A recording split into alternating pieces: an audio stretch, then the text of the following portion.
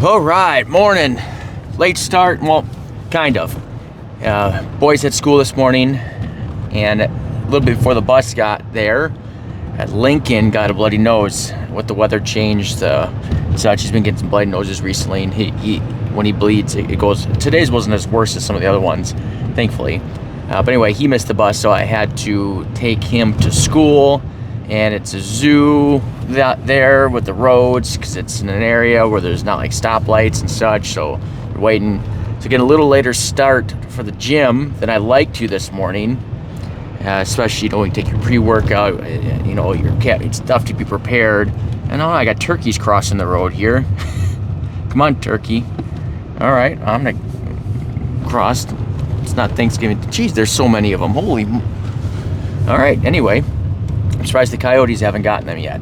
But heading to the gym today is a leg day, and it is peak week. So I gotta push hard, and basically go into failure on each and every rep. Yeah, it's gonna be pretty darn exhausted, and I should be.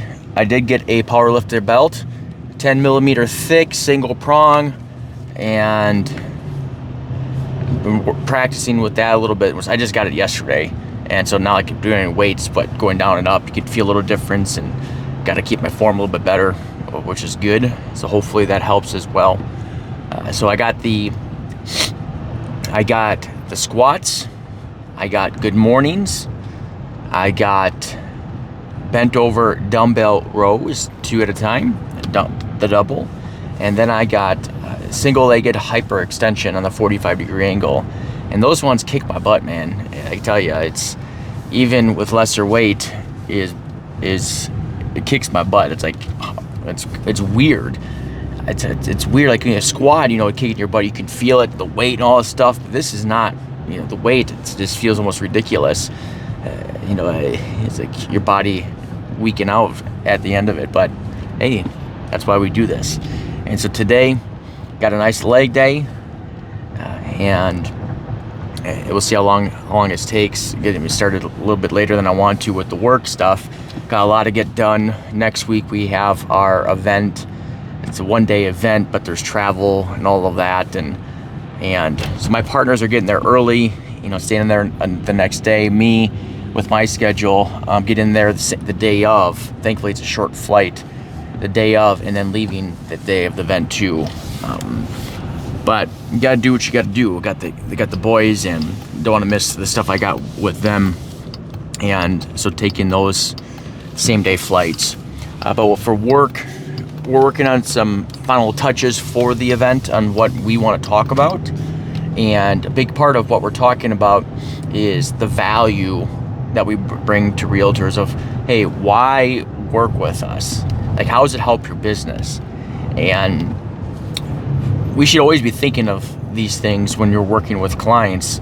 What's the benefit of them working with you? Like, what's the value they get out of it? Now, when it comes to value, what's important is that we don't determine what the value is, what they find valuable. And what people find valuable differs from person to person to person. And so what do you do about that? Do you try to provide value to each and every person? Well, no.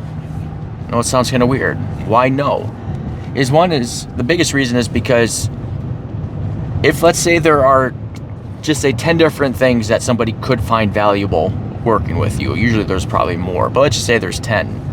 And some of those things that you can provide value to doesn't take a lot of effort for you to do, and you're able to do it at a high level and to do it with many people, and you'll be able to scale it.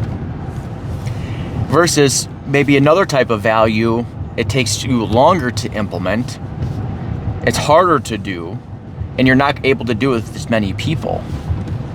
Now, does that mean all value is on your stand equal? No, you're not able to. It's not equal. One is harder, more difficult, takes you longer to implement, and you can only do it with fewer people. The other might be easier. You're able to do it at a high level and do it for lots of people. That one is scalable. And so when it comes to value, you want to find what value can you provide to the most amount of people. You're able to do it well for all of them, and you're able to do it within your allotted time. That's scalable. One of the things I teach loan officers and try to coach them on and train them on and help them understand is that you can't be all things to all people. Otherwise, you're only able to be all things to a few people. And now, if that few people gets you to your business to where you want it, by all means, right? But for most people, that's not the case. They need to have lots of referral relationships, lots of clients. And so you want to be able to take care, help as many people as you can. That's on scale. The iPhone and Apple, all their products are not for every single person, at least from an economic standpoint, right off the bat. So right off the bat, they're eliminating a lot of people simply by their price point. Now, with where people are today, they've done a good job branding and such, and even people that can't afford it and shouldn't pay for that stuff still buy it, but we'll remove them from the equation. So we have to think is, what can I provide value that is scalable, that actually helps? And that's another key. It actually has to help, and not this fake value.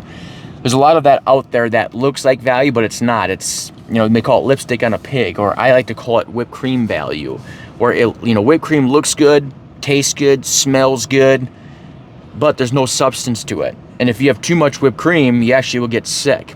And that's what a lot of, I'll put in air quotes, value, a lot of people try to pass off to people and why they should work with them. It is not really substantive, if you say that word right, value. And so you want to give real value. Now, what is that for us? Well, the biggest complaints realtors have with loan officers, and I can imagine this is in a lot of industries, is poor communication. That's the number one. And that poor communication, has branches off to many different things.